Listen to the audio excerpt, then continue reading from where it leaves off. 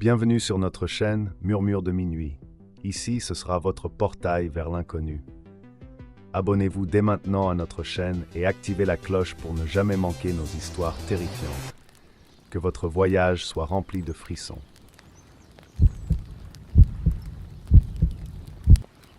Je m'appelle Julien Lefebvre, j'ai 24 ans et je suis stagiaire dans une entreprise de technologie en France. Et l'expérience que je m'apprête à partager est l'une des plus troublantes de ma vie. Mon histoire commence par un matin froid et nuageux lorsqu'on m'a confié une tâche apparemment simple, collecter des données dans une forêt isolée pour un projet environnemental. Ce jour-là, le ciel était gris et lourd et les prévisions indiquaient des pluies éparses. Rien que je ne puisse affronter avec l'équipement approprié et un peu de bon sens. Je suis arrivé sur le site, le cœur léger, impatient de terminer la tâche et de rentrer chez moi. Mon travail consistait à collecter des échantillons de sol et d'eau et à enregistrer toutes les données nécessaires à la recherche. La forêt, située dans la région Auvergne-Rhône-Alpes, semblait un endroit idéal pour cette tâche. Les arbres immenses et l'atmosphère fraîche promettaient une journée tranquille, loin de l'agitation de la ville. J'emportais avec moi un ordinateur portable pour les notes, des appareils de collecte et bien sûr un GPS pour me guider à travers la vaste immensité verte. Lorsque j'ai commencé mon travail, le sentiment d'être immergé dans la nature était vivifiant.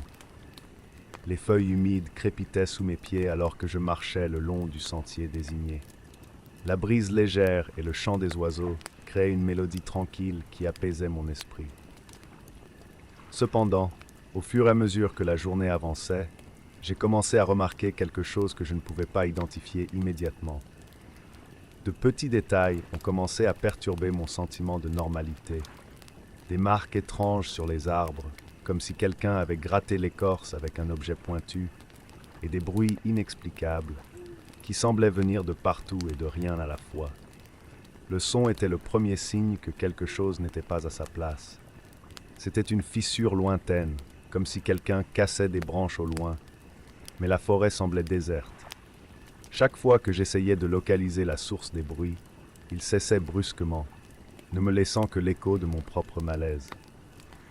Au début, j'ai essayé d'ignorer ces signes, persuadé que c'était juste mon esprit qui me jouait des tours. Alors que je prélais des échantillons de sol dans une zone plus dense de la forêt, mon GPS a commencé à avoir des problèmes par intermittence. Je l'ai redémarré plusieurs fois, mais le signal n'arrêtait pas de fluctuer. Le sentiment d'être perdu a commencé à s'installer, un sentiment dont je ne pouvais pas me débarrasser. C'est alors que j'ai trouvé quelque chose qui ne faisait certainement pas partie du plan, un vieux camp abandonné. Le camp était dans un état déplorable. Des tentes déchirées étaient éparpillées sur le sol et des vêtements sales pendaient aux branches, comme si quelqu'un était parti à la hâte. Des restes de nourriture avariés étaient éparpillés et un incendie éteint montrait des signes que le site avait récemment été utilisé. Un sentiment d'inconfort m'a envahi en regardant la scène. Le désordre et l'absence de gens m'ont donné un sentiment d'invasion, comme si j'étais entré dans un endroit qui devrait rester intact. Mon esprit a commencé à s'emballer avec des pensées paranoïaques. Qu'est-ce qui aurait pu se passer ici ? Pourquoi quelqu'un l'aurait-il laissé comme ça ? J'ai essayé de me convaincre qu'il ne s'agissait que d'un camp abandonné et que des gens auraient pu partir depuis longtemps. Cependant, l'étrange pressentiment n'a pas disparu. Je voulais sortir de là le plus rapidement possible, mais la curiosité et le besoin de terminer mon travail m'ont poussé à enquêter davantage. Je suis retourné sur le sentier principal en essayant de m'orienter par GPS, mais le signal était presque complètement absent. La forêt semblait se transformer en un labyrinthe sans fin.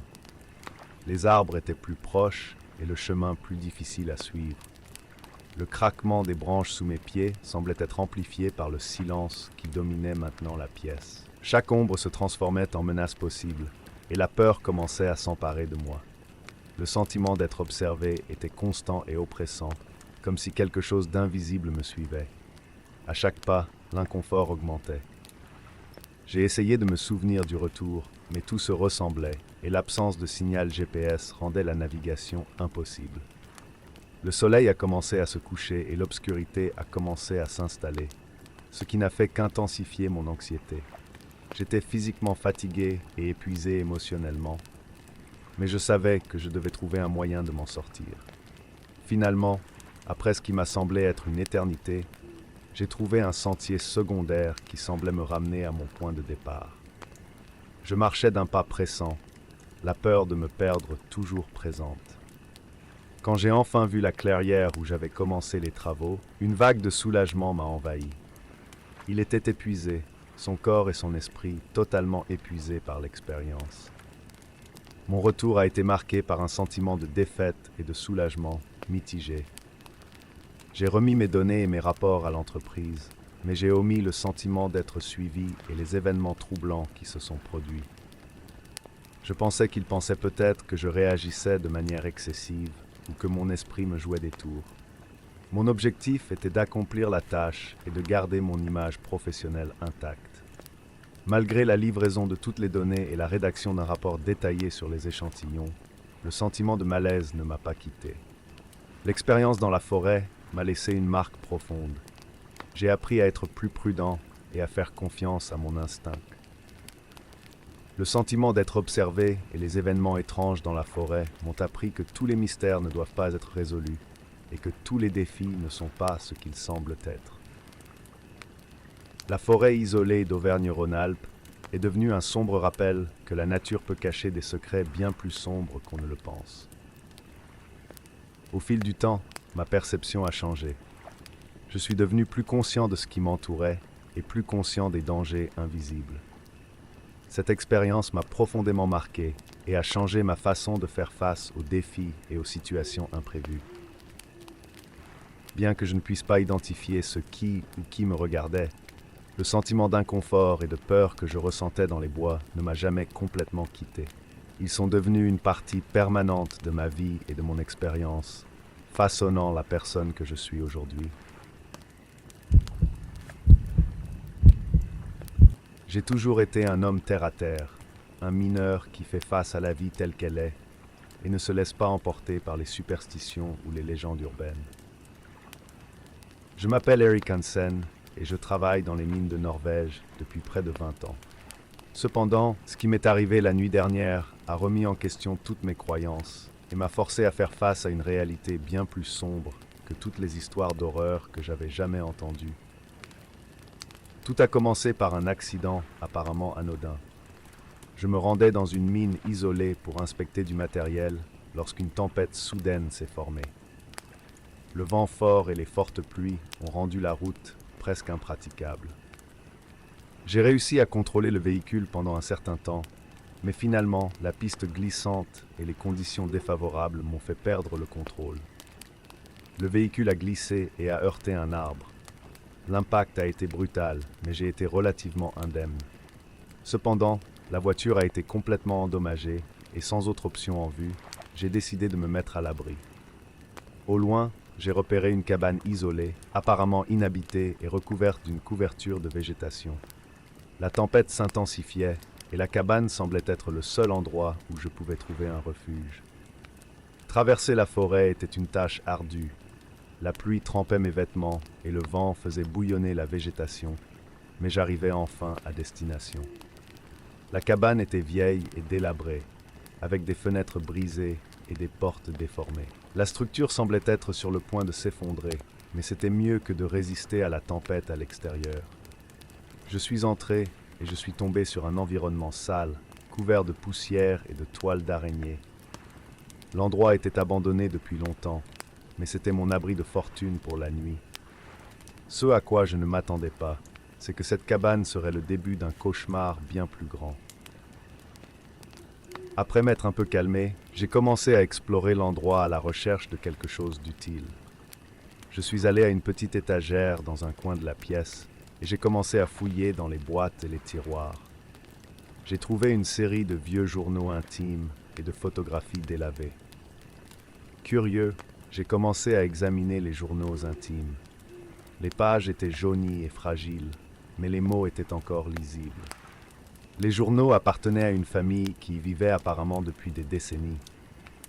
Les premières entrées portaient sur la vie quotidienne, décrivant la routine d'une famille luttant pour survivre dans un endroit aussi éloigné. Cependant, au fur et à mesure que je progressais dans la lecture, les notes ont commencé à devenir plus distrayantes.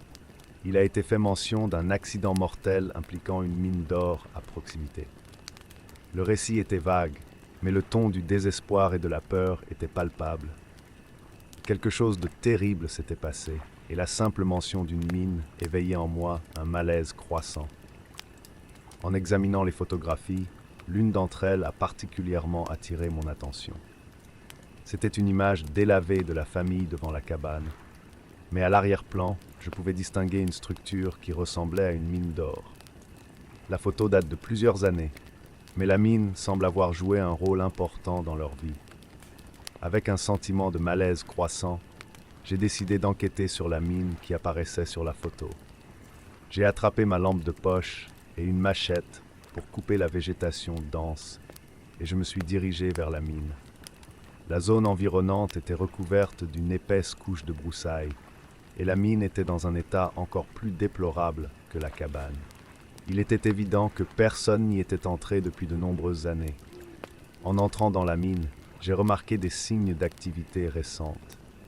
Des outils cassés, des traces de pneus et des traces d'équipement étaient éparpillées sur le sol. Mon instinct me disait que quelque chose n'allait pas, et la tension dans l'air était palpable. Cependant, avant que je puisse enquêter davantage, j'ai entendu un bruit derrière moi. Je me suis retourné rapidement et j'ai vu un groupe d'hommes armés sortir de l'ombre. Ils avaient l'air hostiles et leurs expressions étaient sévères. Avant que je puisse réagir ou expliquer ma présence, l'un des hommes a crié « Que faites-vous ici ? Cet endroit n'est pas pour les étrangers. » Ils se sont approchés avec des intentions clairement menaçantes et la situation est rapidement devenue dangereuse. J'ai essayé d'argumenter, d'expliquer que j'étais là à cause de l'accident avec le véhicule, mais ils n'étaient pas intéressés à écouter.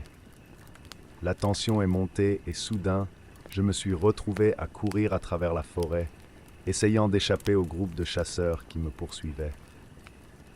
L'adrénaline coulait dans mes veines alors que je luttais pour me cacher et trouver une cachette. La végétation dense et la pluie ont rendu la fuite encore plus difficile. Mais j'ai réussi à me cacher dans un petit ruisseau jusqu'à ce que les bruits des chasseurs s'éloignent. Après une longue et angoissante attente, j'ai décidé que je devais retourner à la cabine. La situation devenait de plus en plus sombre et je savais que je devais rassembler des preuves pour comprendre ce qui se passait réellement. Prudemment, je suis retourné à la cabine et j'ai essayé de contacter l'équipe de secours. Lorsque les secours sont finalement arrivés, les braconniers étaient partis et j'avais suffisamment de preuves pour montrer que la mine n'était pas seulement un endroit abandonné, mais plutôt un site d'activité criminelle. Ce que j'ai découvert, c'est que la mine avait été sabotée et l'accident familial mentionné dans les journaux était directement lié à cela.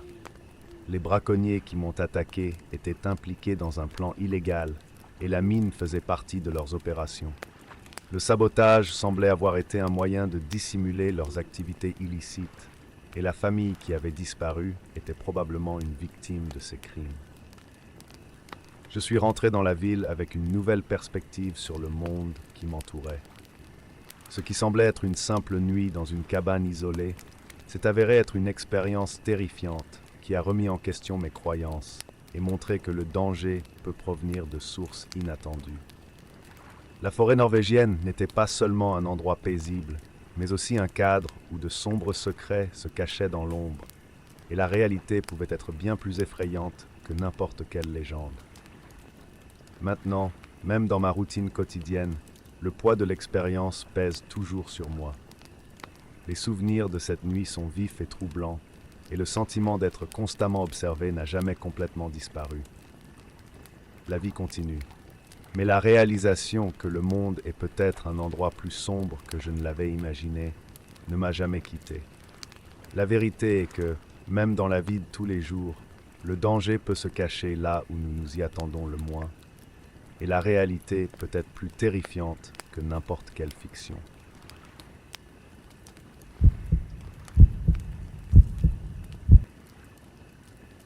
Je m'appelle Claire Thompson et ma vie tourne autour de deux passions, la photographie et la nature.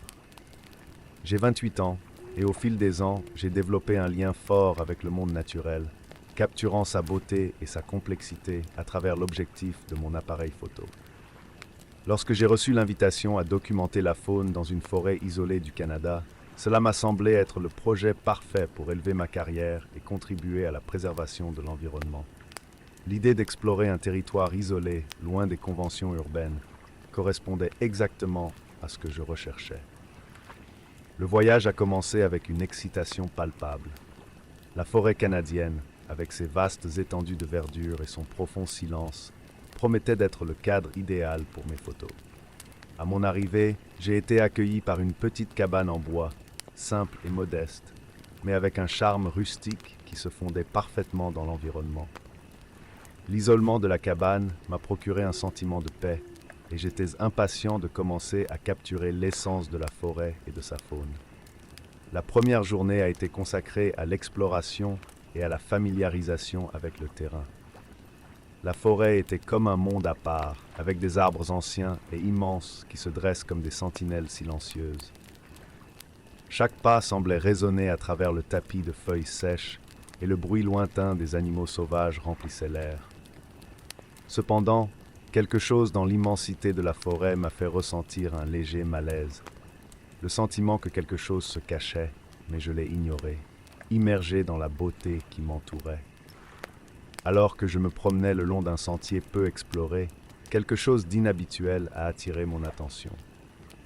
Parmi les troncs tordus et la végétation dense, j'ai vu une structure métallique qui semblait avoir été avalée par la forêt. Il s'agissait d'un bâtiment en métal rouillé, recouvert de mousse et de lichen, et son apparence détériorée contrastait fortement avec l'environnement naturel qui l'entourait. Curieux et quelque peu prudent, j'ai décidé d'enquêter. L'entrée était entr'ouverte, et lorsque j'ai poussé la porte rouillée, j'ai été accueilli par une forte odeur de moisissure et de rouille. L'intérieur était poussiéreux et recouvert d'une couche de saleté, mais ce qui a attiré mon attention, c'est l'équipement scientifique éparpillé un peu partout. Du matériel de recherche, des flacons et des boîtes étaient éparpillés sur le sol, comme si l'installation avait été soudainement abandonnée. En explorant, j'ai trouvé une table pleine de documents et de dossiers. Au début, cela semblait n'être que des journaux ordinaires, mais quand j'ai commencé à lire, j'ai réalisé que je faisais face à quelque chose de beaucoup plus sinistre. Les documents détaillent une série d'expériences biologiques menées avec la faune locale. Les notes sur les effets de substances inconnues et de méthodes de collecte cruelles ont été décrites avec une froideur troublante. Ces pages ont révélé des pratiques qui non seulement ne respectaient pas l'éthique, mais aussi l'intégrité de la faune de la forêt. Le sentiment d'inconfort s'est accru lorsque j'ai trouvé une collection de vidéos stockées sur un vieux magnétophone. Quand j'ai commencé à regarder, ce que j'ai vu m'a laissé sous le choc. Les images montraient des animaux sauvages capturés et soumis à d'horribles procédures expérimentales. La souffrance évidente chez les animaux et les résultats dévastateurs des expériences étaient insupportables à regarder. Les enregistrements étaient un témoignage cruel d'abus que je n'aurais jamais imaginé rencontrer dans un endroit aussi reculé. Au début, ma seule réaction a été l'impulsion de sortir de là le plus rapidement possible. Cependant, quelque chose en moi savait que je devais en faire plus. J'ai pris certaines des vidéos et des enregistrements comme preuve, prévoyant de sortir les preuves des bois. Mais alors que je retournais à la cabine, j'ai eu le sentiment d'être observé. Chaque bruit de la forêt semblait amplifié et le sentiment que quelqu'un me suivait était indubitable. Le chemin du retour a été éprouvant. Les ombres semblaient se déplacer avec plus d'intensité et le poids de ma découverte devenait presque écrasant. Je suis arrivé à la cabane épuisé, l'esprit agité et le cœur battant. J'ai fermé la porte avec un soupir de soulagement, mais le sentiment d'être observé n'a pas disparu. La nuit a été marquée par un sentiment de malaise croissant. Le bruit des arbres qui se balancent dans le vent et les bruits lointains de la faune sont devenus déconcertants, comme s'ils m'alertaient de quelque chose que je ne comprenais pas encore. Le lendemain matin, j'ai décidé qu'il était temps de quitter les bois et d'apporter les preuves à un journaliste d'investigation qui pourrait accorder à l'histoire l'attention dont elle avait besoin. Le voyage de retour vers la ville s'est fait avec un mélange de soulagement et d'anxiété.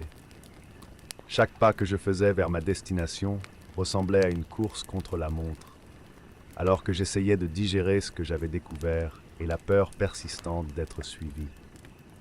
Je suis arrivé au bureau du journaliste et j'ai livré les vidéos et les enregistrements. Raconter mon histoire a été un défi, mais c'était nécessaire. La réaction initiale a été le choc et l'incrédulité, mais la couverture de l'histoire a été limitée. Il y avait un sentiment de frustration, sachant que la vérité était exposée, mais que la réponse du public n'était pas aussi forte que je l'avais espéré. Cependant, je savais que j'avais fait ce que j'avais pu pour révéler l'horreur qui se déroulait dans la forêt. Au cours des jours suivants, ma vie est devenue un tourbillon d'émotions. Le sentiment d'être constamment observé a continué, et la tranquillité que je trouvais dans la nature a été remplacée par un sentiment de paranoïa. Les nuits étaient remplies de cauchemars et du sentiment constant que la forêt retenait encore des secrets qui n'avaient pas été entièrement révélés. Aujourd'hui, en réfléchissant à mon expérience, je me rends compte que la forêt canadienne, avec toute sa beauté majestueuse, recèle des horreurs cachées qui défient l'imagination. Le projet qui devait être une opportunité d'épanouissement professionnel s'est transformé en un voyage de révélations troublantes. Mon travail de photographe se poursuit, mais avec une nouvelle perspective. J'ai appris à être plus prudent quant aux opportunités que j'accepte, sachant qu'elles ne sont pas toutes ce qu'elles semblent être. Et alors que je continue à capturer la beauté du monde naturel, j'emporte avec moi une conscience des profondeurs troubles qui peuvent être cachées sous la surface de la tranquillité apparente. La forêt reste un lieu de beauté et de mystère. Mais maintenant, pour moi, c'est aussi un sombre rappel que certains secrets sont plus troublants que nous ne pouvons l'imaginer. Et moi, Claire Thompson, je vis maintenant avec la conscience que la vérité est souvent plus effrayante que le silence de la nature.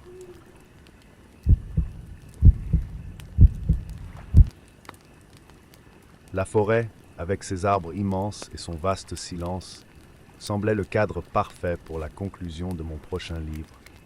Je m'appelle Jack Mitchell et je suis un écrivain de science-fiction. À l'âge de 35 ans, j'ai décidé que j'avais besoin d'une retraite pour échapper aux distractions du monde et m'immerger pleinement dans mon écriture. Le projet que j'avais en tête nécessitait une concentration totale, et l'idée de passer des semaines dans une cabane isolée me semblait idéale. La cabane était située à une bonne distance du village le plus proche, cachée parmi les arbres comme un secret oublié. Dès mon arrivée, la quiétude des lieux m'a enveloppé. Le bruit des oiseaux et le murmure du vent sur les feuilles étaient comme une symphonie qui calmait mon esprit agité. L'odeur du bois et de la terre humide emplissait l'air, et je savais que j'avais fait le bon choix. Au début, l'isolement est exactement ce dont j'avais besoin. Je m'asseyais à la table, j'allumais mon ordinateur portable et je me plongeais dans le monde que je créais. Les mots coulaient facilement, comme si la forêt elle-même m'inspirait. Les pages du manuscrit ont commencé à se remplir des idées qui mijotaient dans mon esprit. Il était enthousiaste à l'idée de la paix qu'il avait enfin trouvée. Cependant, au fil des jours, j'ai commencé à me rendre compte que la tranquillité était interrompue par une série d'événements étranges. Le premier signe d'agitation est apparu la nuit, lorsque les échos des cris ont commencé à me réveiller. J'attribuais ces sons au vent ou aux animaux de la forêt, mais le sentiment que quelque chose n'allait pas ne m'a pas quitté. Le bruit était incessant, comme si quelqu'un hurlait de douleur ou de désespoir quelque part au-delà des arbres. Au début, j'ai essayé d'ignorer les bruits, convaincu qu'il ne s'agissait que d'hallucinations provoquées par la solitude. Cependant, la situation n'a fait qu'empirer. Un jour, alors que j'explorais la zone autour de la cabane, j'ai trouvé des marques de sang séchées sur les arbres. Les taches étaient clairsemées et sèches, mais indubitables. Cela m'a rendu agité et en même temps curieux. J'ai commencé à me demander si l'endroit que j'avais choisi pour ma retraite n'avait pas une sorte d'histoire sombre. Ma curiosité m'a amené à faire des recherches dans la région. j'ai découvert que la forêt avait une histoire sombre, marquée par un crime brutal qui a eu lieu il y a des décennies. Un groupe de jeunes gens y avait été attaqué et assassiné, et l'affaire n'a jamais été complètement résolue. Les récits du crime étaient troublants et les détails des événements correspondaient aux sons et aux images que je ressentais. Les cris que j'entendais, le sentiment d'être observé, tout cela semblait faire écho à ce qui s'était passé il y a des années. Dans mon état de paranoïa croissante, j'ai décidé d'enquêter davantage. Je savais que cela pouvait être une erreur, mais le besoin de comprendre ce qui se passait était plus fort que la peur. J'ai passé la nuit à écouter les sons qui semblaient provenir de la forêt, à essayer de retracer leur origine. La cabane, qui avait été autrefois un refuge, est devenue une prison de peur. Les ombres projetées par les arbres se déplaçaient étrangement, et le sentiment d'être observé devenait de plus en plus intense. Au cours de l'une de ces nuits, un cri particulièrement fort et aigu brisa le silence. Mon cœur s'est emballé et je me suis levé brusquement.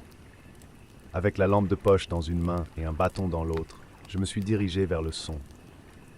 Les arbres environnants semblaient se refermer, créant un labyrinthe d'ombres qui me désorientait. À chaque pas, le sentiment que quelque chose était sur le point de se produire s'intensifiait. Finalement, j'ai atteint une clairière où j'ai trouvé un petit feu éteint et d'étranges marques sur le sol.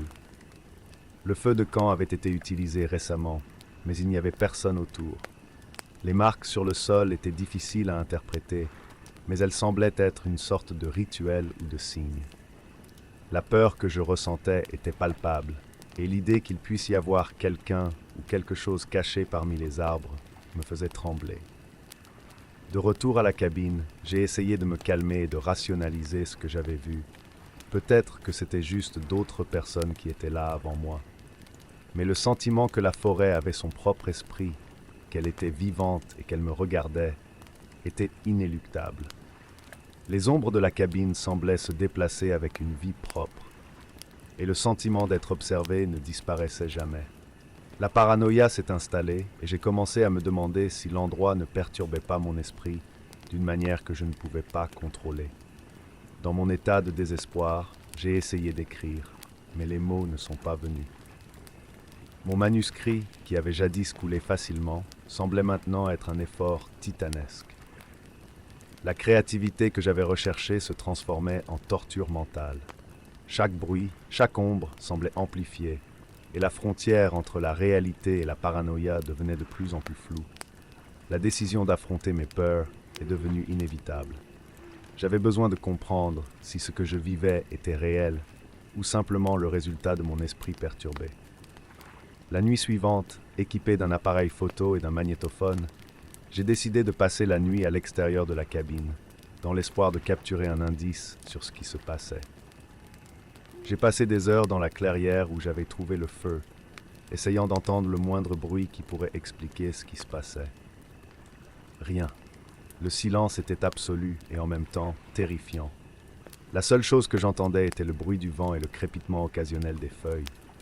Le sentiment d'être observé n'a jamais disparu. J'étais seul dans l'obscurité, avec seulement la lumière de ma lampe de poche pour me guider, et la peur était presque paralysante. Finalement, épuisé et vaincu, j'ai décidé de retourner à la cabane. Sur le chemin du retour, une pensée m'a assailli avec une clarté inattendue. Et si la forêt ne faisait qu'exposer ce qu'il y avait en moi? Ce qui se manifestait sous forme d'échos et de bruit pourrait n'être qu'une matérialisation de mes propres peurs et insécurités. La forêt ne faisait que refléter mon esprit troublé. Cette prise de conscience m'a fait reconsidérer ce que j'avais vécu. Mon état mental, exacerbé par la solitude et la pression de terminer mon livre, aurait pu créer une réalité alternative dans mon esprit. Les taches de sang, les cris et le sentiment d'être observé pourraient être le produit de ma paranoïa. Quand j'ai finalement quitté la forêt et que je suis retourné en ville, j'ai ressenti un soulagement mêlé d'une certaine culpabilité. J'avais terminé mon livre, mais le coût émotionnel était élevé. L'expérience m'avait changé d'une manière que je ne pouvais pas comprendre pleinement. Le livre, lorsqu'il a été publié, a été bien accueilli et loué pour sa profondeur et son réalisme, mais je savais que le succès ne compensait pas ce que j'avais vécu. De retour à la ville, j'ai eu une nouvelle perspective sur la solitude et la créativité. J'ai réalisé que si la solitude peut être un outil puissant pour la concentration, elle peut aussi être un terrain fertile pour la paranoïa et la peur. J'ai appris qu'il est essentiel pour la santé mentale et la créativité de trouver un équilibre entre l'introspection et la connexion avec le monde extérieur. La forêt avait révélé une vérité troublante. Notre esprit peut être notre plus grand ennemi, déformant la réalité et créant un champ de bataille interne. Je voyais maintenant la solitude sous un nouveau jour, et je savais que je devais trouver une façon plus équilibrée d'explorer ma créativité. La retraite dans les bois, bien qu'elle ait été une expérience terrifiante, m'a donné une compréhension plus profonde des limites de l'esprit humain et du vrai sens de la créativité. De retour dans la routine, la solitude est devenue une idée que je traitais avec respect et prudence. Je savais que la véritable inspiration ne venait pas seulement de l'isolement, mais aussi de la capacité d'affronter et de comprendre les complexités de l'esprit humain. C'est donc avec une nouvelle perspective que j'ai poursuivi mon parcours d'écrivain, sachant que la solitude n'était pas la réponse à tous mes défis créatifs, mais plutôt une partie d'un équilibre plus large.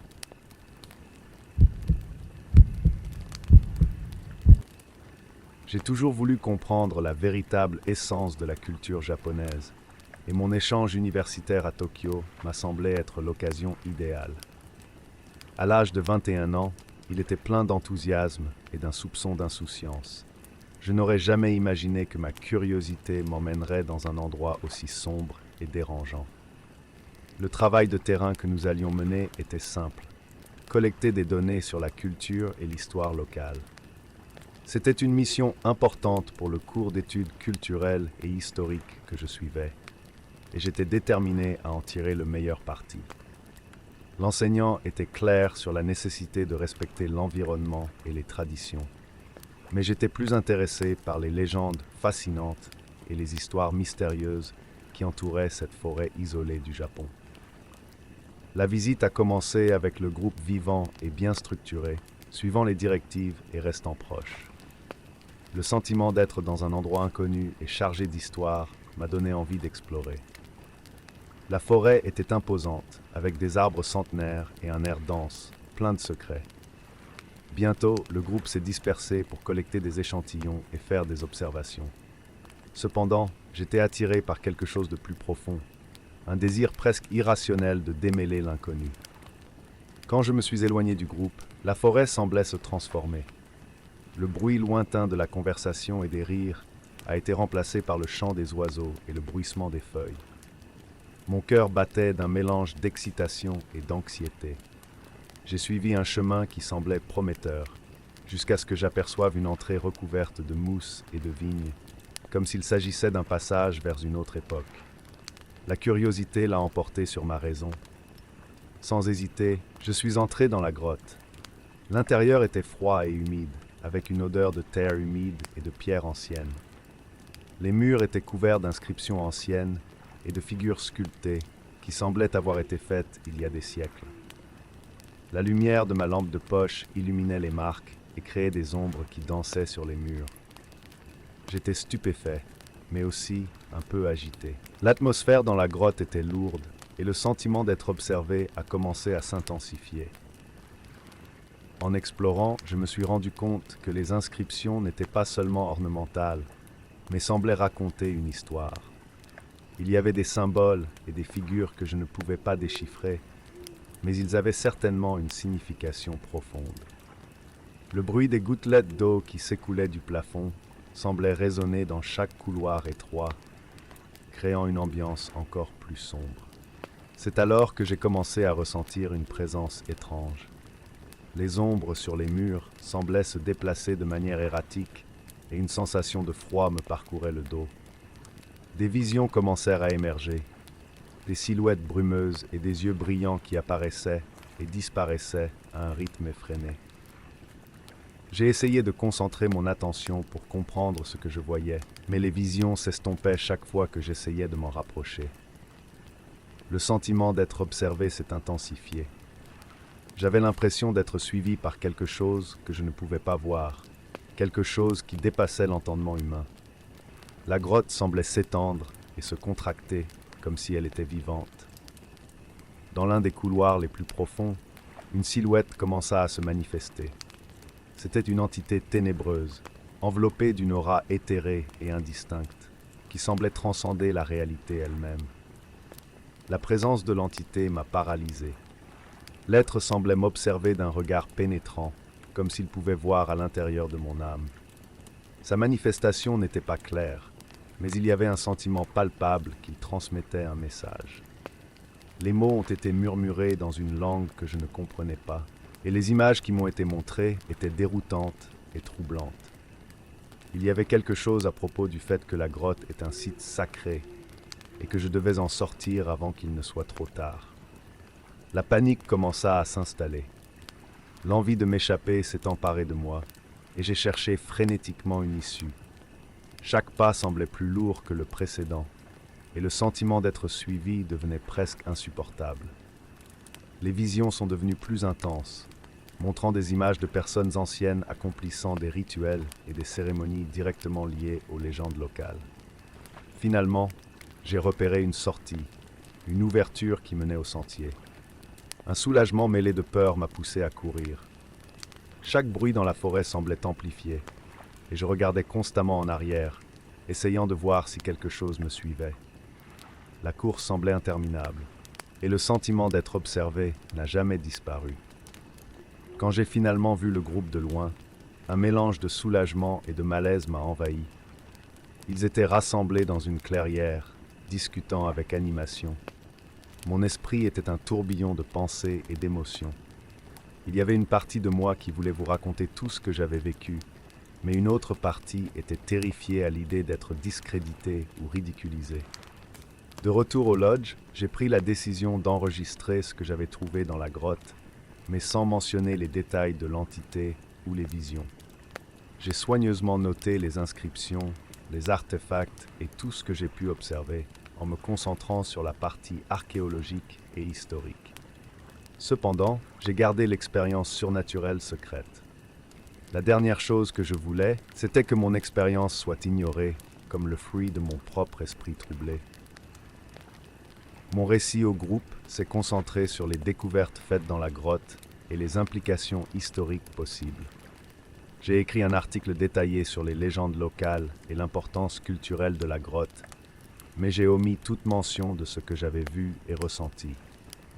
Je savais qu'il valait mieux garder certaines vérités sous silence, et qu'il y avait des aspects de la culture et de l'histoire qui ne pouvaient pas être pleinement compris par la seule recherche universitaire. L'expérience de la grotte m'a laissé un sentiment durable de respect pour les traditions et les légendes locales. La présence de l'entité et le mystère de la grotte m'ont fait réaliser qu'il y a plus dans le monde que ce qui peut être vu ou expliqué.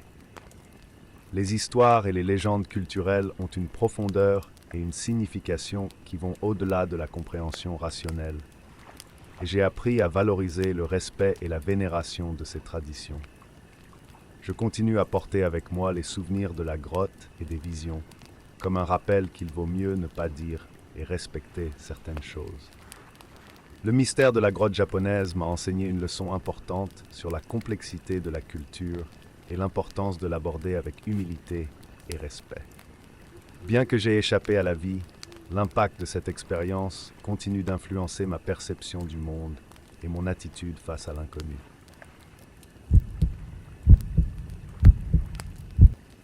Je m'appelle Julien Lefebvre, j'ai 24 ans et je suis stagiaire dans une entreprise de technologie en France. Et l'expérience que je m'apprête à partager est l'une des plus troublantes de ma vie. Mon histoire commence par un matin froid et nuageux lorsqu'on m'a confié une tâche apparemment simple, collecter des données dans une forêt isolée pour un projet environnemental. Ce jour-là, le ciel était gris et lourd et les prévisions indiquaient des pluies éparses. Rien que je ne puisse affronter avec l'équipement approprié et un peu de bon sens. Je suis arrivé sur le site, le cœur léger, impatient de terminer la tâche et de rentrer chez moi. Mon travail consistait à collecter des échantillons de sol et d'eau et à enregistrer toutes les données nécessaires à la recherche. La forêt, située dans la région Auvergne-Rhône-Alpes, semblait un endroit idéal pour cette tâche. Les arbres immenses et l'atmosphère fraîche promettaient une journée tranquille, loin de l'agitation de la ville. J'emportais avec moi un ordinateur portable pour les notes, des appareils de collecte et bien sûr un GPS pour me guider à travers la vaste immensité verte. Lorsque j'ai commencé mon travail, le sentiment d'être immergé dans la nature était vivifiant. Les feuilles humides crépitaient sous mes pieds alors que je marchais le long du sentier désigné.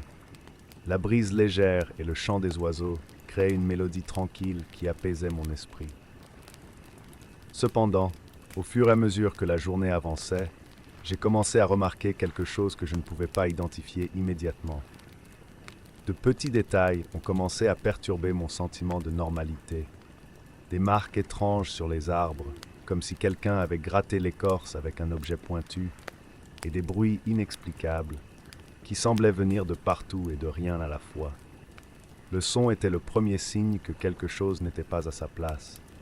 C'était une fissure lointaine, comme si quelqu'un cassait des branches au loin, mais la forêt semblait déserte. Chaque fois que j'essayais de localiser la source des bruits, il cessait brusquement, ne me laissant que l'écho de mon propre malaise.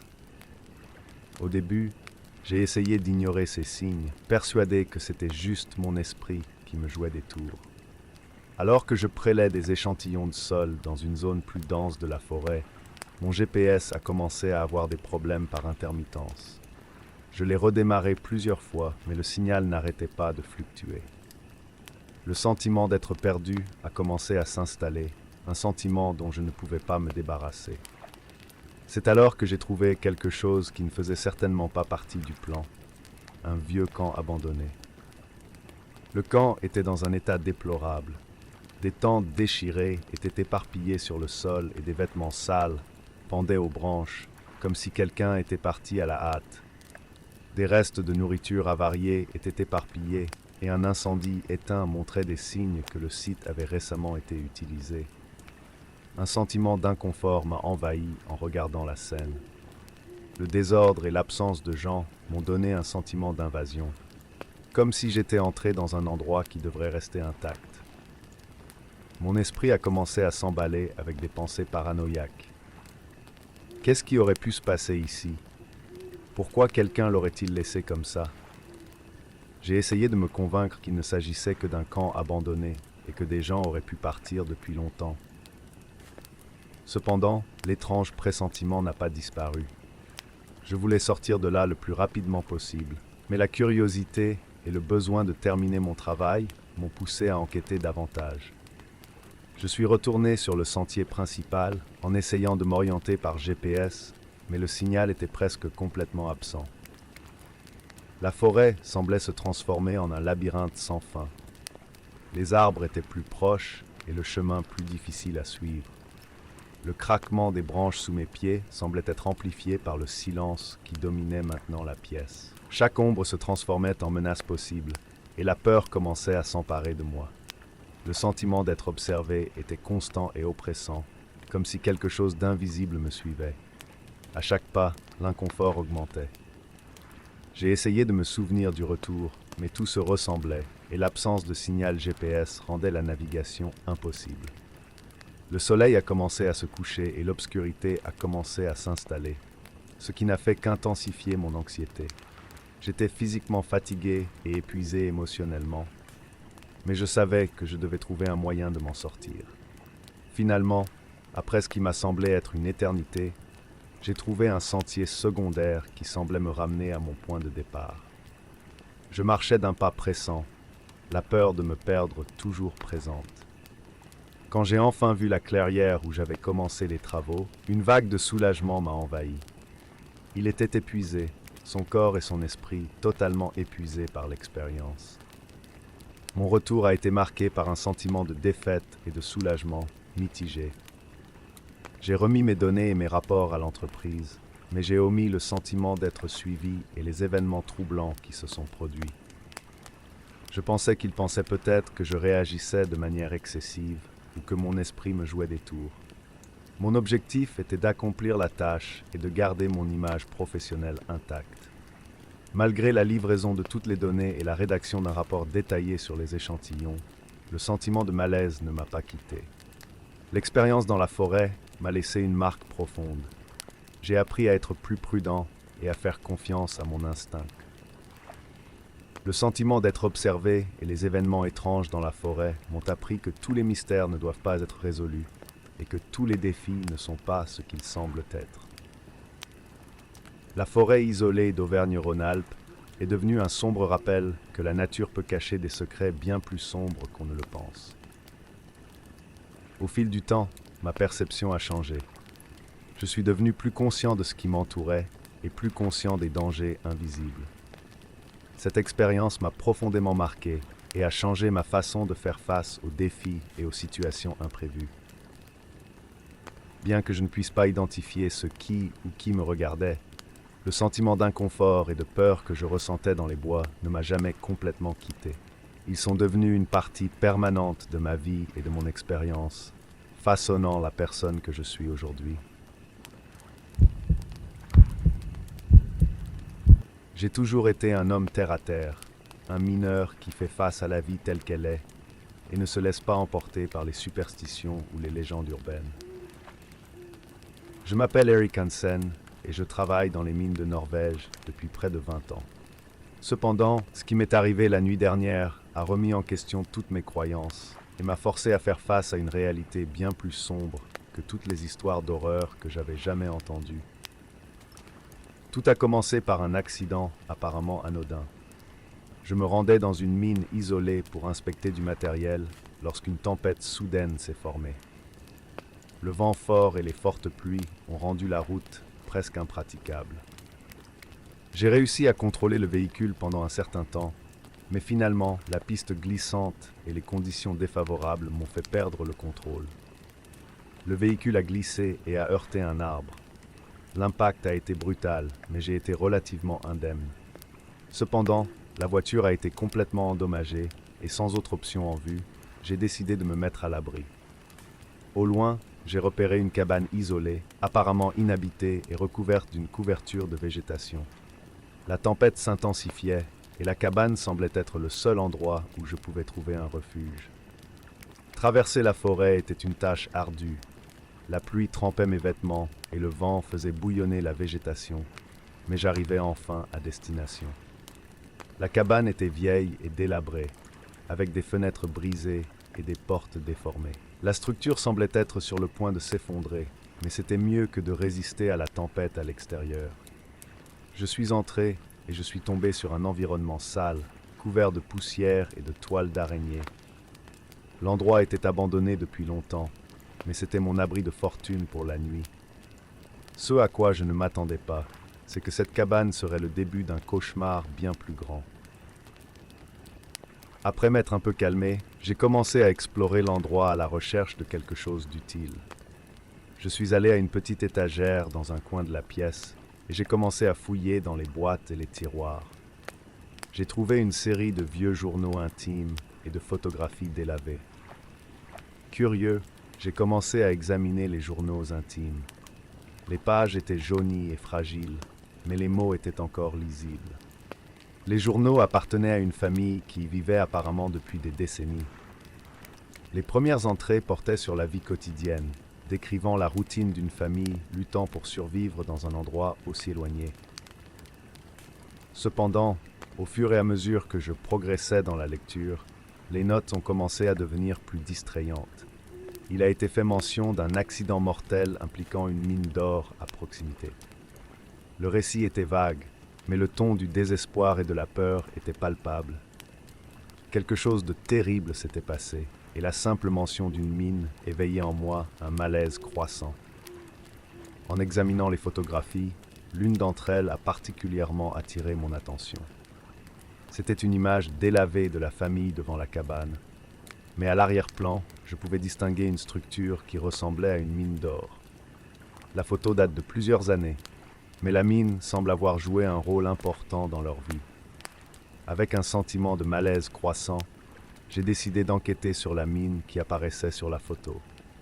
J'ai attrapé ma lampe de poche et une machette pour couper la végétation dense et je me suis dirigé vers la mine.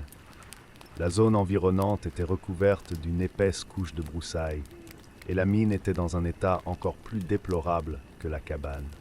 Il était évident que personne n'y était entré depuis de nombreuses années. En entrant dans la mine, j'ai remarqué des signes d'activité récente. Des outils cassés, des traces de pneus et des traces d'équipement étaient éparpillées sur le sol. Mon instinct me disait que quelque chose n'allait pas, et la tension dans l'air était palpable. Cependant, avant que je puisse enquêter davantage, j'ai entendu un bruit derrière moi. Je me suis retourné rapidement et j'ai vu un groupe d'hommes armés sortir de l'ombre. Ils avaient l'air hostiles et leurs expressions étaient sévères. Avant que je puisse réagir ou expliquer ma présence, l'un des hommes a crié « Que faites-vous ici ? Cet endroit n'est pas pour les étrangers. » Ils se sont approchés avec des intentions clairement menaçantes et la situation est rapidement devenue dangereuse. J'ai essayé d'argumenter, d'expliquer que j'étais là à cause de l'accident avec le véhicule, mais ils n'étaient pas intéressés à écouter. La tension est montée et soudain, je me suis retrouvé à courir à travers la forêt, essayant d'échapper au groupe de chasseurs qui me poursuivaient. L'adrénaline coulait dans mes veines alors que je luttais pour me cacher et trouver une cachette. La végétation dense et la pluie ont rendu la fuite encore plus difficile. Mais j'ai réussi à me cacher dans un petit ruisseau jusqu'à ce que les bruits des chasseurs s'éloignent. Après une longue et angoissante attente, j'ai décidé que je devais retourner à la cabine. La situation devenait de plus en plus sombre et je savais que je devais rassembler des preuves pour comprendre ce qui se passait réellement. Prudemment, je suis retourné à la cabine et j'ai essayé de contacter l'équipe de secours. Lorsque les secours sont finalement arrivés, les braconniers étaient partis et j'avais suffisamment de preuves pour montrer que la mine n'était pas seulement un endroit abandonné, mais plutôt un site d'activité criminelle. Ce que j'ai découvert, c'est que la mine avait été sabotée et l'accident familial mentionné dans les journaux était directement lié à cela. Les braconniers qui m'ont attaqué étaient impliqués dans un plan illégal et la mine faisait partie de leurs opérations. Le sabotage semblait avoir été un moyen de dissimuler leurs activités illicites et la famille qui avait disparu était probablement une victime de ces crimes. Je suis rentré dans la ville avec une nouvelle perspective sur le monde qui m'entourait. Ce qui semblait être une simple nuit dans une cabane isolée s'est avéré être une expérience terrifiante qui a remis en question mes croyances et montré que le danger peut provenir de sources inattendues. La forêt norvégienne n'était pas seulement un endroit paisible, mais aussi un cadre où de sombres secrets se cachaient dans l'ombre, et la réalité pouvait être bien plus effrayante que n'importe quelle légende. Maintenant, même dans ma routine quotidienne, le poids de l'expérience pèse toujours sur moi. Les souvenirs de cette nuit sont vifs et troublants, et le sentiment d'être constamment observé n'a jamais complètement disparu. La vie continue, mais la réalisation que le monde est peut-être un endroit plus sombre que je ne l'avais imaginé ne m'a jamais quitté. La vérité est que, même dans la vie de tous les jours, le danger peut se cacher là où nous nous y attendons le moins, et la réalité peut être plus terrifiante que n'importe quelle fiction.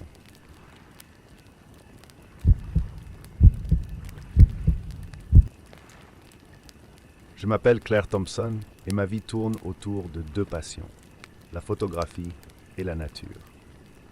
J'ai 28 ans et au fil des ans, j'ai développé un lien fort avec le monde naturel, capturant sa beauté et sa complexité à travers l'objectif de mon appareil photo. Lorsque j'ai reçu l'invitation à documenter la faune dans une forêt isolée du Canada, cela m'a semblé être le projet parfait pour élever ma carrière et contribuer à la préservation de l'environnement. L'idée d'explorer un territoire isolé, loin des conventions urbaines, correspondait exactement à ce que je recherchais. Le voyage a commencé avec une excitation palpable. La forêt canadienne, avec ses vastes étendues de verdure et son profond silence, promettait d'être le cadre idéal pour mes photos. À mon arrivée, j'ai été accueilli par une petite cabane en bois, simple et modeste, mais avec un charme rustique qui se fondait parfaitement dans l'environnement. L'isolement de la cabane m'a procuré un sentiment de paix, et j'étais impatient de commencer à capturer l'essence de la forêt et de sa faune.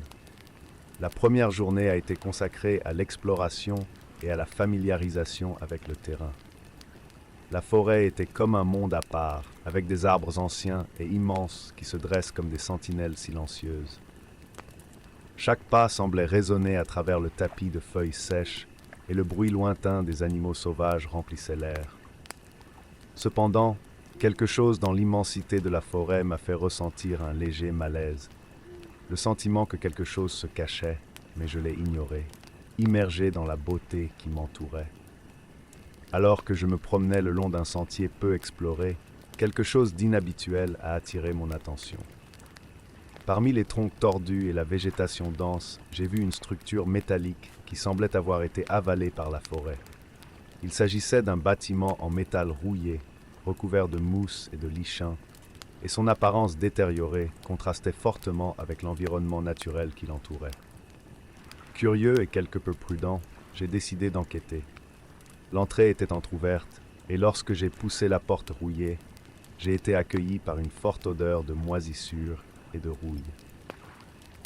L'intérieur était poussiéreux et recouvert d'une couche de saleté, mais ce qui a attiré mon attention, c'est l'équipement scientifique éparpillé un peu partout. Du matériel de recherche, des flacons et des boîtes étaient éparpillés sur le sol, comme si l'installation avait été soudainement abandonnée. En explorant, j'ai trouvé une table pleine de documents et de dossiers. Au début, cela semblait n'être que des journaux ordinaires, mais quand j'ai commencé à lire, j'ai réalisé que je faisais face à quelque chose de beaucoup plus sinistre. Les documents détaillent une série d'expériences biologiques menées avec la faune locale. Les notes sur les effets de substances inconnues et de méthodes de collecte cruelles ont été décrites avec une froideur troublante. Ces pages ont révélé des pratiques qui non seulement ne respectaient pas l'éthique, mais aussi l'intégrité de la faune de la forêt. Le sentiment d'inconfort s'est accru lorsque j'ai trouvé une collection de vidéos stockées sur un vieux magnétophone. Quand j'ai commencé à regarder, ce que j'ai vu m'a laissé sous le choc. Les images montraient des animaux sauvages capturés et soumis à d'horribles procédures expérimentales. La souffrance évidente chez les animaux et les résultats dévastateurs des expériences étaient insupportables à regarder. Les enregistrements étaient un témoignage cruel d'abus que je n'aurais jamais imaginé rencontrer dans un endroit aussi reculé. Au début, ma seule réaction a été l'impulsion de sortir de là le plus rapidement possible. Cependant, quelque chose en moi savait que je devais en faire plus. J'ai pris certaines des vidéos et des enregistrements comme preuve, prévoyant de sortir les preuves des bois. Mais alors que je retournais à la cabine, j'ai eu le sentiment d'être observé. Chaque bruit de la forêt semblait amplifié et le sentiment que quelqu'un me suivait était indubitable. Le chemin du retour a été éprouvant. Les ombres semblaient se déplacer avec plus d'intensité et le poids de ma découverte devenait presque écrasant. Je suis arrivé à la cabane épuisé, l'esprit agité et le cœur battant. J'ai fermé la porte avec un soupir de soulagement, mais le sentiment d'être observé n'a pas disparu. La nuit a été marquée par un sentiment de malaise croissant. Le bruit des arbres qui se balancent dans le vent et les bruits lointains de la faune sont devenus déconcertants, comme s'ils m'alertaient de quelque chose que je ne comprenais pas encore. Le lendemain matin, j'ai décidé qu'il était temps de quitter les bois et d'apporter les preuves à un journaliste d'investigation qui pourrait accorder à l'histoire l'attention dont elle avait besoin. Le voyage de retour vers la ville s'est fait avec un mélange de soulagement et d'anxiété. Chaque pas que je faisais vers ma destination ressemblait à une course contre la montre, alors que j'essayais de digérer ce que j'avais découvert et la peur persistante d'être suivi. Je suis arrivé au bureau du journaliste et j'ai livré les vidéos et les enregistrements. Raconter mon histoire a été un défi, mais c'était nécessaire. La réaction initiale a été le choc et l'incrédulité, mais la couverture de l'histoire a été limitée. Il y avait un sentiment de frustration, sachant que la vérité était exposée, mais que la réponse du public n'était pas aussi forte que je l'avais espéré. Cependant, je savais que j'avais fait ce que j'avais pu pour révéler l'horreur qui se déroulait dans la forêt. Au cours des jours suivants, ma vie est devenue un tourbillon d'émotions. le sentiment d'être constamment observé a continué, et la tranquillité que je trouvais dans la nature a été remplacée par un sentiment de paranoïa. Les nuits étaient remplies de cauchemars et du sentiment constant que la forêt retenait encore des secrets qui n'avaient pas été entièrement révélés. Aujourd'hui, en réfléchissant à mon expérience, je me rends compte que la forêt canadienne, avec toute sa beauté majestueuse, recèle des horreurs cachées qui défient l'imagination. Le projet qui devait être une opportunité d'épanouissement professionnel s'est transformé en un voyage de révélations troublantes. Mon travail de photographe se poursuit, mais avec une nouvelle perspective. J'ai appris à être plus prudent quant aux opportunités que j'accepte, sachant qu'elles ne sont pas toutes ce qu'elles semblent être. Et alors que je continue à capturer la beauté du monde naturel, j'emporte avec moi une conscience des profondeurs troubles qui peuvent être cachées sous la surface de la tranquillité apparente. La forêt reste un lieu de beauté et de mystère. Mais maintenant, pour moi, c'est aussi un sombre rappel que certains secrets sont plus troublants que nous ne pouvons l'imaginer. Et moi, Claire Thompson, je vis maintenant avec la conscience que la vérité est souvent plus effrayante que le silence de la nature.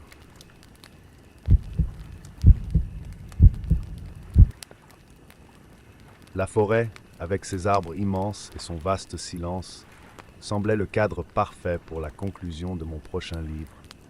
Je m'appelle Jack Mitchell et je suis un écrivain de science-fiction. À l'âge de 35 ans, j'ai décidé que j'avais besoin d'une retraite pour échapper aux distractions du monde et m'immerger pleinement dans mon écriture. Le projet que j'avais en tête nécessitait une concentration totale, et l'idée de passer des semaines dans une cabane isolée me semblait idéale. La cabane était située à une bonne distance du village le plus proche, cachée parmi les arbres comme un secret oublié. Dès mon arrivée, la quiétude des lieux m'a enveloppé. Le bruit des oiseaux et le murmure du vent sur les feuilles étaient comme une symphonie qui calmait mon esprit agité. L'odeur du bois et de la terre humide emplissait l'air, et je savais que j'avais fait le bon choix. Au début, l'isolement est exactement ce dont j'avais besoin. Je m'asseyais à la table, j'allumais mon ordinateur portable et je me plongeais dans le monde que je créais. Les mots coulaient facilement, comme si la forêt elle-même m'inspirait. Les pages du manuscrit ont commencé à se remplir des idées qui mijotaient dans mon esprit. Il était enthousiaste à l'idée de la paix qu'il avait enfin trouvée. Cependant, au fil des jours, j'ai commencé à me rendre compte que la tranquillité était interrompue par une série d'événements étranges. Le premier signe d'agitation est apparu la nuit, lorsque les échos des cris ont commencé à me réveiller. J'attribuais ces sons au vent ou aux animaux de la forêt, mais le sentiment que quelque chose n'allait pas ne m'a pas quitté. Le bruit était incessant, comme si quelqu'un hurlait de douleur ou de désespoir quelque part au-delà des arbres. Au début, j'ai essayé d'ignorer les bruits, convaincu qu'il ne s'agissait que d'hallucinations provoquées par la solitude. Cependant, la situation n'a fait qu'empirer.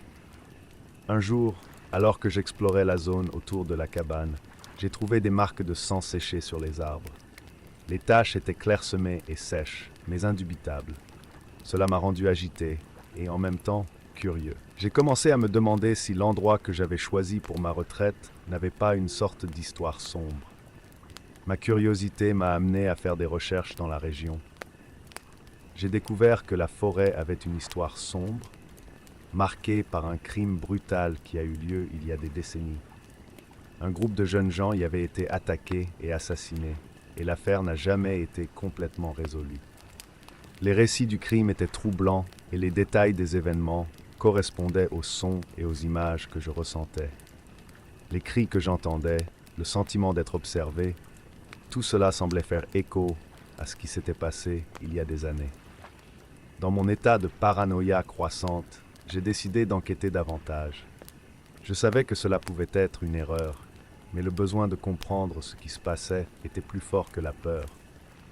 J'ai passé la nuit à écouter les sons qui semblaient provenir de la forêt, à essayer de retracer leur origine. La cabane, qui avait été autrefois un refuge, est devenue une prison de peur. Les ombres projetées par les arbres se déplaçaient étrangement, et le sentiment d'être observé devenait de plus en plus intense. Au cours de l'une de ces nuits, un cri particulièrement fort et aigu brisa le silence. Mon cœur s'est emballé et je me suis levé brusquement. Avec la lampe de poche dans une main et un bâton dans l'autre, je me suis dirigé vers le son. Les arbres environnants semblaient se refermer, créant un labyrinthe d'ombres qui me désorientait. À chaque pas, le sentiment que quelque chose était sur le point de se produire s'intensifiait. Finalement, j'ai atteint une clairière où j'ai trouvé un petit feu éteint et d'étranges marques sur le sol. Le feu de camp avait été utilisé récemment, mais il n'y avait personne autour. Les marques sur le sol étaient difficiles à interpréter, mais elles semblaient être une sorte de rituel ou de signe. La peur que je ressentais était palpable, et l'idée qu'il puisse y avoir quelqu'un ou quelque chose caché parmi les arbres me faisait trembler. De retour à la cabine, j'ai essayé de me calmer et de rationaliser ce que j'avais vu. Peut-être que c'était juste d'autres personnes qui étaient là avant moi. Mais le sentiment que la forêt avait son propre esprit, qu'elle était vivante et qu'elle me regardait, était inéluctable. Les ombres de la cabine semblaient se déplacer avec une vie propre, et le sentiment d'être observé ne disparaissait jamais. La paranoïa s'est installée et j'ai commencé à me demander si l'endroit ne perturbait pas mon esprit d'une manière que je ne pouvais pas contrôler. Dans mon état de désespoir, j'ai essayé d'écrire, mais les mots ne sont pas venus. Mon manuscrit, qui avait jadis coulé facilement, semblait maintenant être un effort titanesque.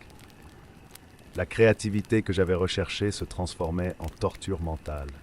Chaque bruit, chaque ombre semblait amplifiée, et la frontière entre la réalité et la paranoïa devenait de plus en plus floue. La décision d'affronter mes peurs est devenue inévitable. J'avais besoin de comprendre si ce que je vivais était réel ou simplement le résultat de mon esprit perturbé. La nuit suivante, équipé d'un appareil photo et d'un magnétophone, j'ai décidé de passer la nuit à l'extérieur de la cabine, dans l'espoir de capturer un indice sur ce qui se passait. J'ai passé des heures dans la clairière où j'avais trouvé le feu, essayant d'entendre le moindre bruit qui pourrait expliquer ce qui se passait. Rien. Le silence était absolu et en même temps terrifiant. La seule chose que j'entendais était le bruit du vent et le crépitement occasionnel des feuilles. Le sentiment d'être observé n'a jamais disparu. J'étais seul dans l'obscurité, avec seulement la lumière de ma lampe de poche pour me guider, et la peur était presque paralysante. Finalement, épuisé et vaincu, j'ai décidé de retourner à la cabane. Sur le chemin du retour, une pensée m'a assailli avec une clarté inattendue.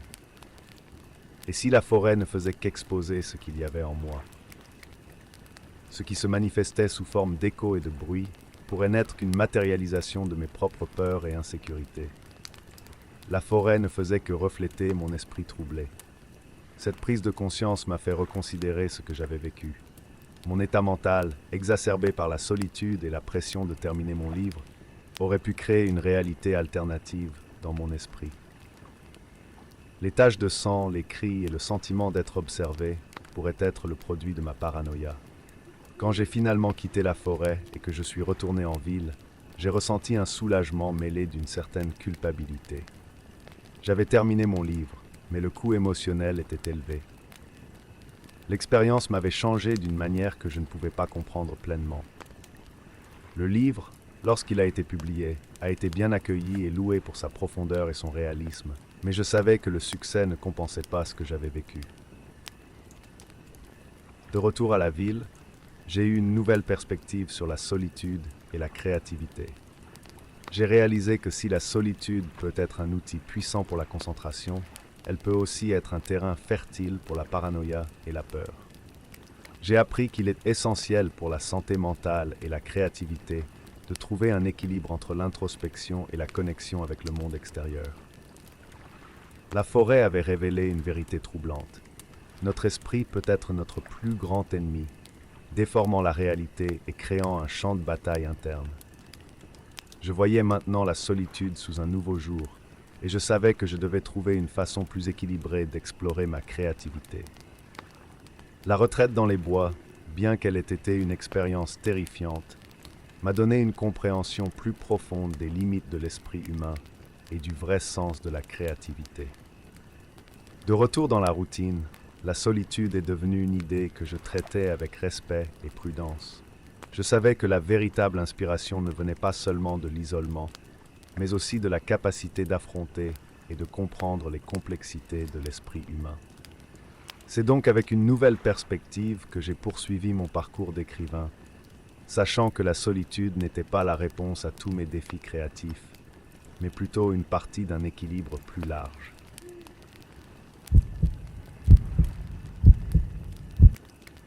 J'ai toujours voulu comprendre la véritable essence de la culture japonaise, et mon échange universitaire à Tokyo m'a semblé être l'occasion idéale.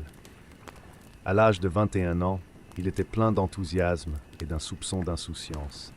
Je n'aurais jamais imaginé que ma curiosité m'emmènerait dans un endroit aussi sombre et dérangeant. Le travail de terrain que nous allions mener était simple: collecter des données sur la culture et l'histoire locale. C'était une mission importante pour le cours d'études culturelles et historiques que je suivais, et j'étais déterminé à en tirer le meilleur parti. L'enseignant était clair sur la nécessité de respecter l'environnement et les traditions, mais j'étais plus intéressé par les légendes fascinantes et les histoires mystérieuses qui entouraient cette forêt isolée du Japon. La visite a commencé avec le groupe vivant et bien structuré, suivant les directives et restant proche. Le sentiment d'être dans un endroit inconnu et chargé d'histoire m'a donné envie d'explorer. La forêt était imposante, avec des arbres centenaires et un air dense, plein de secrets. Bientôt, le groupe s'est dispersé pour collecter des échantillons et faire des observations. Cependant, j'étais attiré par quelque chose de plus profond, un désir presque irrationnel de démêler l'inconnu. Quand je me suis éloigné du groupe, la forêt semblait se transformer. Le bruit lointain de la conversation et des rires a été remplacé par le chant des oiseaux et le bruissement des feuilles. Mon cœur battait d'un mélange d'excitation et d'anxiété. J'ai suivi un chemin qui semblait prometteur, jusqu'à ce que j'aperçoive une entrée recouverte de mousse et de vignes, comme s'il s'agissait d'un passage vers une autre époque. La curiosité l'a emporté sur ma raison. Sans hésiter, je suis entré dans la grotte. L'intérieur était froid et humide, avec une odeur de terre humide et de pierres anciennes. Les murs étaient couverts d'inscriptions anciennes et de figures sculptées qui semblaient avoir été faites il y a des siècles. La lumière de ma lampe de poche illuminait les marques et créait des ombres qui dansaient sur les murs. J'étais stupéfait, mais aussi un peu agité. L'atmosphère dans la grotte était lourde et le sentiment d'être observé a commencé à s'intensifier. En explorant, je me suis rendu compte que les inscriptions n'étaient pas seulement ornementales, mais semblaient raconter une histoire. Il y avait des symboles et des figures que je ne pouvais pas déchiffrer, mais ils avaient certainement une signification profonde. Le bruit des gouttelettes d'eau qui s'écoulaient du plafond semblait résonner dans chaque couloir étroit, créant une ambiance encore plus sombre. C'est alors que j'ai commencé à ressentir une présence étrange. Les ombres sur les murs semblaient se déplacer de manière erratique et une sensation de froid me parcourait le dos. Des visions commencèrent à émerger, des silhouettes brumeuses et des yeux brillants qui apparaissaient et disparaissaient à un rythme effréné. J'ai essayé de concentrer mon attention pour comprendre ce que je voyais, mais les visions s'estompaient chaque fois que j'essayais de m'en rapprocher. Le sentiment d'être observé s'est intensifié. J'avais l'impression d'être suivi par quelque chose que je ne pouvais pas voir, quelque chose qui dépassait l'entendement humain. La grotte semblait s'étendre et se contracter comme si elle était vivante. Dans l'un des couloirs les plus profonds, une silhouette commença à se manifester. C'était une entité ténébreuse, enveloppée d'une aura éthérée et indistincte, qui semblait transcender la réalité elle-même. La présence de l'entité m'a paralysé. L'être semblait m'observer d'un regard pénétrant, comme s'il pouvait voir à l'intérieur de mon âme. Sa manifestation n'était pas claire, mais il y avait un sentiment palpable qui transmettait un message. Les mots ont été murmurés dans une langue que je ne comprenais pas, et les images qui m'ont été montrées étaient déroutantes et troublantes. Il y avait quelque chose à propos du fait que la grotte est un site sacré et que je devais en sortir avant qu'il ne soit trop tard. La panique commença à s'installer. L'envie de m'échapper s'est emparée de moi, et j'ai cherché frénétiquement une issue. Chaque pas semblait plus lourd que le précédent, et le sentiment d'être suivi devenait presque insupportable. Les visions sont devenues plus intenses, montrant des images de personnes anciennes accomplissant des rituels et des cérémonies directement liées aux légendes locales. Finalement, j'ai repéré une sortie, une ouverture qui menait au sentier. Un soulagement mêlé de peur m'a poussé à courir. Chaque bruit dans la forêt semblait amplifié, et je regardais constamment en arrière, essayant de voir si quelque chose me suivait. La course semblait interminable, et le sentiment d'être observé n'a jamais disparu. Quand j'ai finalement vu le groupe de loin, un mélange de soulagement et de malaise m'a envahi. Ils étaient rassemblés dans une clairière, discutant avec animation. Mon esprit était un tourbillon de pensées et d'émotions. Il y avait une partie de moi qui voulait vous raconter tout ce que j'avais vécu, mais une autre partie était terrifiée à l'idée d'être discréditée ou ridiculisée. De retour au lodge, j'ai pris la décision d'enregistrer ce que j'avais trouvé dans la grotte, mais sans mentionner les détails de l'entité ou les visions. J'ai soigneusement noté les inscriptions, les artefacts et tout ce que j'ai pu observer, en me concentrant sur la partie archéologique et historique. Cependant, j'ai gardé l'expérience surnaturelle secrète. La dernière chose que je voulais, c'était que mon expérience soit ignorée, comme le fruit de mon propre esprit troublé. Mon récit au groupe s'est concentré sur les découvertes faites dans la grotte et les implications historiques possibles. J'ai écrit un article détaillé sur les légendes locales et l'importance culturelle de la grotte, mais j'ai omis toute mention de ce que j'avais vu et ressenti. Je savais qu'il valait mieux garder certaines vérités sous silence, et qu'il y avait des aspects de la culture et de l'histoire qui ne pouvaient pas être pleinement compris par la seule recherche universitaire. L'expérience de la grotte m'a laissé un sentiment durable de respect pour les traditions et les légendes locales. La présence de l'entité et le mystère de la grotte m'ont fait réaliser qu'il y a plus dans le monde que ce qui peut être vu ou expliqué. Les histoires et les légendes culturelles ont une profondeur et une signification qui vont au-delà de la compréhension rationnelle, et j'ai appris à valoriser le respect et la vénération de ces traditions. Je continue à porter avec moi les souvenirs de la grotte et des visions, comme un rappel qu'il vaut mieux ne pas dire et respecter certaines choses.